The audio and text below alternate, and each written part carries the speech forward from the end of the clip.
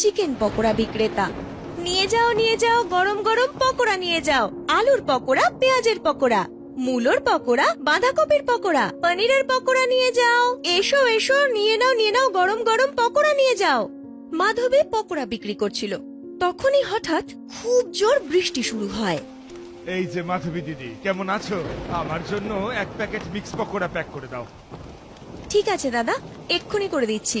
কিন্তু প্রত্যেকবারের মতো 50-এর নোট চলবে না। 60-এর 250 গ্রাম পকোড়া 60 টাকা দিতেই হবে এবার আপনাকে। এ তুমি কি বলছো? আমি তোমার কত পুরনো একজন গ্রাহক, অন্তত আমি তো কিছু ডিসকাউন্ট পেতেই পারি, তাই না? ঠিক আছে দাদা, কি আর দরদাম করব আপনার সাথে।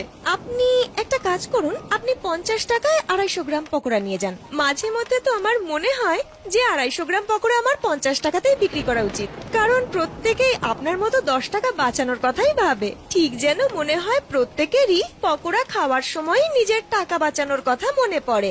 গ্রাহক পকোড়া নিয়ে সেখান থেকে চলে যায়। এরপর বৃষ্টি আরো জোরে পড়তে শুরু করে। মাধবীর পকোড়া আর বিক্রি হয় না। সেই জন্য মাধবী বাড়ি ফিরে আসে। মাধবী ছিল এক অনাথ মেয়ে, যে সবসময় সবাইকে সাহায্য করত আর সবসময় সবার কাজ করত। যেই ও বাড়ি ফিরল, তাকে তার প্রতিবেশী শান্তি, যে ডিম বিক্রি করত, সে বলল, হ্যাঁ রে মা মাধবী, আজ তোর ফিরতে অনেক দেরি হয়ে গেল রে। রোজ তো তুই আগে ফিরিস। তুই যখন থাকিস না, তোকে নিয়ে আমার ভীষণ চিন্তা হয়। মনে হয় আজ তোর পকোড়া একটু বেশি বিক্রি হয়েছে, তাই তো এত দেরি করে এলি। না শান্তি আন্টি, আজ আমার পকোড়া বিক্রি হয়নি অত, কারণ খুব জোরে বৃষ্টি পড়ছিল তো, তাছাড়াও বাড়ি ফিরতে হতো। কিন্তু কাল বৃষ্টি না হলে আমার পকোড়া ভালো বিক্রি হবে জানো। এমনিতেও সবাই বৃষ্টিতে পকোড়া খেতে বেশি ভালোবাসে। হ্যাঁ মাধবী মা, নিজের খেয়াল রাখিস। এখন দিনকালের যা অবস্থা। পরের দিন ধীরে ধীরে যেই বৃষ্টি বাড়ছে, আমার পকোড়া কম বিক্রি হচ্ছে। আর যখন বৃষ্টি পড়ে না, তখনও কম পকোড়া বিক্রি হয়, কারণ এখন তো বেশিরভাগ সবজিতে খুব পোকামাকড় থাকে। আমার কিচ্ছু মাথায় আসছে না যে এখন আমি এমন কি করি যাতে আমার পকোড়া আবার বেশি বেশি বিক্রি হবে। এমন কি উপায় আছে যাতে আমার এই সমস্যার সমাধান হয়ে যায়? মাধবী খুব চিন্তায় পড়ে যায়। ওদিকে শান্তিও রয়েছে ভীষণ চিন্তার মধ্যে। মাধবী যখন শান্তিকে চিন্তিত দেখলো, তখন তার কাছে গিয়ে জিজ্ঞেস করে, কি হয়েছে শান্তি আন্টি, তোমায় এত চিন্তিত দেখাচ্ছে যে? সব ঠিক আছে তো? রোজ তো তুমি আমার সাথে কি সুন্দর হাসি মুখে কথা বলো, তাহলে আজ এত মুখ শুকনো কেন? কি আর বলি রে মা, আমার থেকে কেউ মুরগির ডিম কিনছে না, তাই আমি ভাবলাম ওদেরকে কসাইয়ের কাছে বিক্রি করে দিই, কিন্তু সেও ভালো দাম দিতে রাজি নয়। আমি বুঝতে পারছি না কি করে যে সংসারটা চালাবো। আমার ছেলের লেখাপড়ার জন্য তো শহরে কিছু টাকা পাঠাতে হয়। যত দিন যাচ্ছে ততই সংসার চালানো কঠিন হয়ে পড়ছে। তুমি না একদমই চিন্তা করো না জানো শান্তি আন্টি, আমি তোমার সমস্যার কোনো না কোনো সমাধান বের করার চেষ্টা করছি। তখন দেখো তোমার সমস্ত চিন্তা দূর হয়ে যাবে। এরপর মাধবী বাড়ি ফিরে আসে আর ভাত ডাল খেতে খেতেই সমস্যার বিষয় ভাবে। আচ্ছা, আমি এমন কি করি যাতে এই বৃষ্টিতে শান্তি আন্টির মুরগি আর তার ডিমেরও ব্যবস্থা হবে, আবার আমার পকোড়াও বিক্রি হতে থাকবে। তখন তার মুখে হঠাৎই এঁচোড়ের একটা টুকরো পড়ে, আর সেটা খেয়ে সে বলে, আরে এই এঁচোড়টা তো খেতে একদম চিকেনের মতো লাগছে। মনে হচ্ছে আজকে এতে একটু বেশি মশলা দিয়ে ফেলেছি। আচ্ছা, চিকেনের পকোড়া কিন্তু খেতে বেশ ভালো লাগে। মনে পড়েছে, একবার বাবা আমাকে মেলায় খাইয়েছিল। আমি যদি চিকেন পকোড়া বিক্রি করি তাহলে তো বেশ ভালো হবে, আর চিকেন পকোড়ার দামও বেশি। এই যে এতদিন ধরে আমার পকোড়া বিক্রি হচ্ছিল না, তার ক্ষতিপূরণ পেয়ে যাব।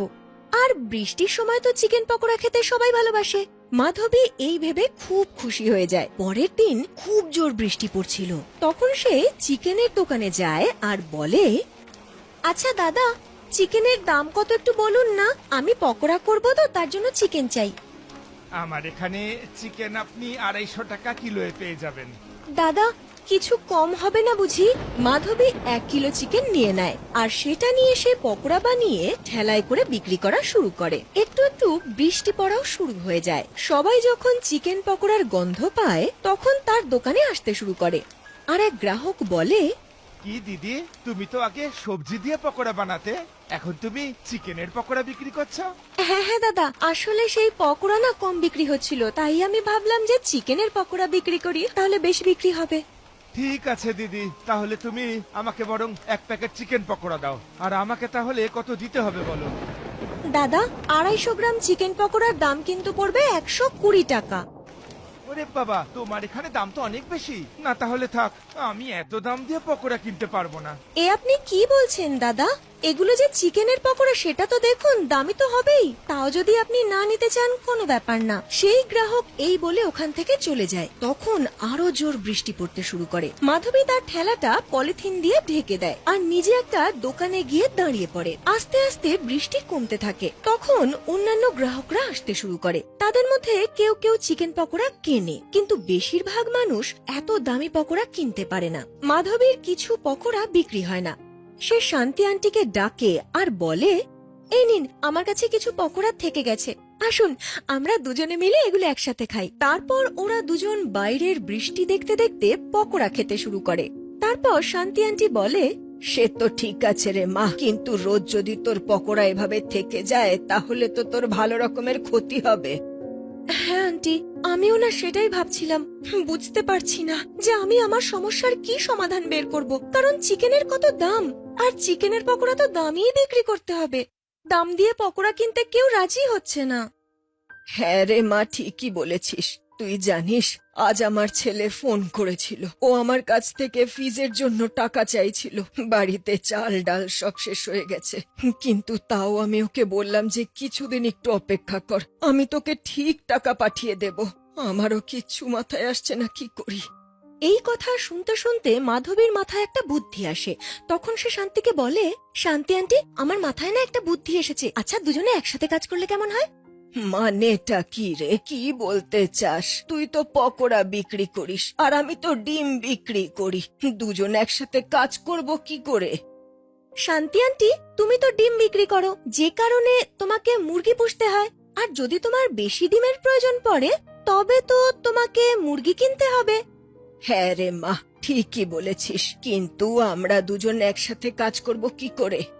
সেটাই তো আন্টি, তুমি একটা কাজ করো, তুমি হোলসেলে অনেক মুরগি কিনে নাও আর সেগুলো পুষতে শুরু করো। তুমি সেই মুরগিগুলো সস্তায় আমাকে বিক্রি করে দিও, তারপর আমি সেগুলো পকোড়া করে বিক্রি করব। এভাবে আমাদের দুজনেরই লাভ হবে। মাধবীর কথা শান্তির বেশ মনে ধরে। বিষয়টা একটু গোলমেলে হলেও প্ল্যান মন্দ ছিল না।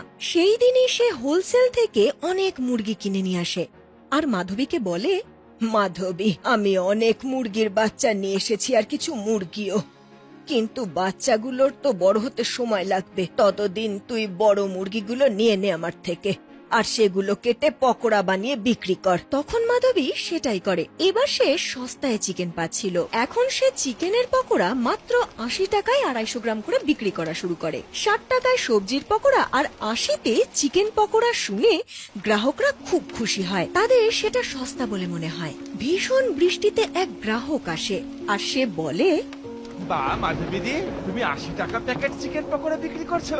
খুব সস্তা তো। পুরো বাজারে এত কম দামে কেউ চিকেন পকোড়া বেচে না।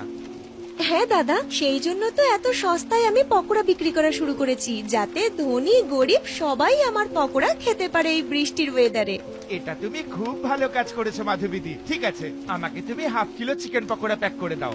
আমি তো গিয়ে আমার সব বন্ধু বান্ধব আত্মীয় স্বজনদের বলবো যে আমাদের গ্রামে এত কম দামে চিকেন পকোড়া পাওয়া যায়। মাধবী তাকে পকোড়া প্যাক করে দিয়ে দেয়। ধীরে ধীরে গ্রামের সবাই জানতে পারে যে মাধবী এত সস্তায় চিকেন পকোড়া বিক্রি করছে, আর তার ঠেলার সামনে ভিড় হওয়া শুরু হয়ে যায়। অন্যদিকে শান্তি আন্টির মুরগিরা বড় হয়ে যায়। সে ওই মুরগিগুলো মাধবীকে বিক্রি করে দেয় এবং আরো মুরগি কিনে নিয়ে আসা শুরু করে। এইভাবে দুজনের ব্যবসা ভীষণ ভালো চলছিল। ওদিকে শান্তি আন্টির ছেলেরও লেখাপড়া শেষ হয় এবং সে বাড়ি ফিরে আসে। সে যেই মাধবীকে দেখে সে তার দৃষ্টি সরাতে পারে না, আর তার মাকে এই বিষয়ে বলে, মা, মাধবী কি সুন্দর না? আমার ওকে খুব ভালো লাগে। তোমার যদি কোনো আপত্তি না থাকে, আমি মাধবীকে বিয়ে করতে চাই। আমার আবার কি অসুবিধে হবে রে বাবা, তুই তো আমার মুখের কথা কেড়ে নিয়েছিস। মাধবীর মতো মেয়ে আমি আর কোথাও পাবো নাকি? আমি আজই ওর সাথে কথা বলবো। তারপর শান্তি আন্টি মাধবীর সাথে কথা বলে। মাধবীও লজ্জা লজ্জা মুখ করে প্রস্তাবে সম্মতি জানায়, আর শান্তি আন্টির ছেলের সাথে মাধবীর বিয়ে হয়ে যায়। মাধবী শান্তি আন্টির বৌমা হয়ে যায়। ওরা এখন দুজনে একসাথে মিলেমিশে ব্যবসা করছে আর সুখে শান্তিতে জীবন কাটাচ্ছে।